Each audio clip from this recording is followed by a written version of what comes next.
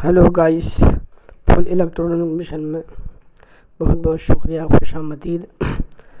आज हम देखेंगे इस लूप को वॉइड लूप से निकाल करके किसी और फंक्शन में हम किस तरह से कॉल कराने के बाद और वहाँ पर पहुँचा सकते हैं।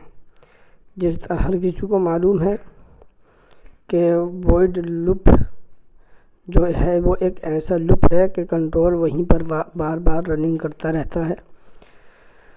जानते हैं कि इस लूप में से निकालने के लिए क्या करते हैं, तो हमें एक वॉइड कॉल के नाम से एक फंक्शन बनाना है वॉइड कॉल के नाम से, और उस फंक्शन को हम कॉल करानी है और कॉल के अंदर हम वाइल लूप का फंक्शन वाइल लूप को डाल देते हैं। और इस तरह से जब कंट्रोल हमारा इसको कॉल करेगा तो यहीं पर रुक जाएगा और हम उसको फॉल्स नहीं होने देंगे, ट्रू रखेंगे। उसके अंदर कोई प्लस काउंट को नहीं करेंगे। तो देखते हैं हमने वाइड लूप बनाया। वाइड लूप के अंदर L <3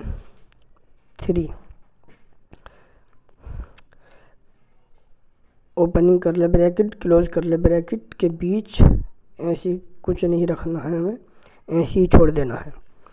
कंट्रोल जब भी ये कॉल होगी कंट्रोल यहाँ पर आ जाएगा और जब एक बार आएगा तो ये वापस नहीं जाने वाला, क्योंकि ये जाता तो जबकि हम एल को प्लस करते हैं, लेकिन ये प्लस नहीं करना है, सिर्फ इसको इस तरह से चेक करना है और ये कंट्रोल घूमता रहेगा। जिस तरह से वॉइड लूप के अंदर घूमता है इसी तरह से अब वाइल लूप के अंदर और दूसरे फंक्शन के अंदर घूमेगा। तो इस तरह से ये काम करता है। अलग अलग फंक्शन को हम यूज़ करने के बाद अपने प्रोग्राम को पावरफुल बना सकते हैं। किसी भी फंक्शन को हम जंप करा सकते हैं, यानी एक फंक्शन से दूसरे फंक्शन में पहुंचा सकते हैं अपने कंट्रोल को। तो किस तरह से करते हैं देखिए, यहाँ पर मैंने देखते हैं वेरीफाई करके इफ़ के बाद यहाँ आई नहीं दिया है, यहाँ पर आई को छोड़ दिया है, इसे आई को लगाकर अब चेक करते हैं। अब क्या है, यहाँ पर क्या है, यहाँ पर कॉल का फंक्शन पूरा नहीं लिखा है। इसको पूरा करने के बाद सी रह गया है, सी को यहाँ पर डालते हैं। तो इसके बाद अब ये कॉल हो गया। अब इसको देखते हैं ये किस तरह से जंप करता है, किस तरह से ये काम करता है। तो देखिए इस तरह से अब कोई एरर नहीं, वेरीफाई हो गया, डन कंपाइलिंग अपलोड हो रहा है। सी टर्मिनेटर को अब हम ओपन करते हैं। कंट्रोल ये चल रहा है, देखिए चलता चला जा रहा है, इस तरह से चल रहा है। उसी काउंट को घूम कर, यानी अभी तो प्रिंट कर रहा है, 2 बार कंट्रोल ये चलेगा।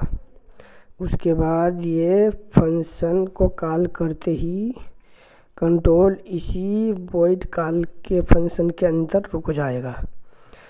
यहाँ पर हमने, क्योंकि हमेशा कोई भी कंट्रोल उससे कम ही चलेगा, तो इसलिए हम इसको बंद कर देते हैं। अब देखते हैं 1, यानी ऊपर के जो लूप रहता है उससे एक बार कम ही चलेगा। हमने 0 कर दिया जबकि वो 0 नहीं हो रहा था। देखिए अब किस तरह से काम करता है कंट्रोल, कैसे अटकता है, वहाँ जाकर रुक जाएगा और उसके अंदर और कोई फंक्शन भी होता तो वही चलता रहता। यहाँ कोई प्रिंट नहीं है, कुछ नहीं है, यहाँ पर सिर्फ रुक जाएगा। देखो कंट्रोल यहाँ पर आने के बाद रुक चुका है। अब यहाँ पर कोई चीज़ प्रिंट नहीं कर रहा है, यहाँ पर रुका हुआ है। तो इस तरह से हम अपने कंट्रोल को कहीं भी किसी भी फंक्शन के अंदर जंप करा सकते हैं और उसी के अंदर कंट्रोल को रोक सकते हैं, जैसे चाहें वैसे काम कर सकते हैं। तो इस तरह से कंट्रोल काम करता है। हम प्रोग्राम को जब भी शुरू करेंगे कंट्रोल 2 बार इसको रनिंग कराने के बाद कंट्रोल वाइड को कॉल कर देगा और कॉल करने के बाद इसी के अंदर बार बार चलता रहेगा। तो इस तरह से ये काम करता है। वीडियो पसंद आई हो तो शेयर करना, चैनल पे नए हैं तो सब्सक्राइब कर लेना और बेल आइकन को दबाना ना भूलना। ठीक।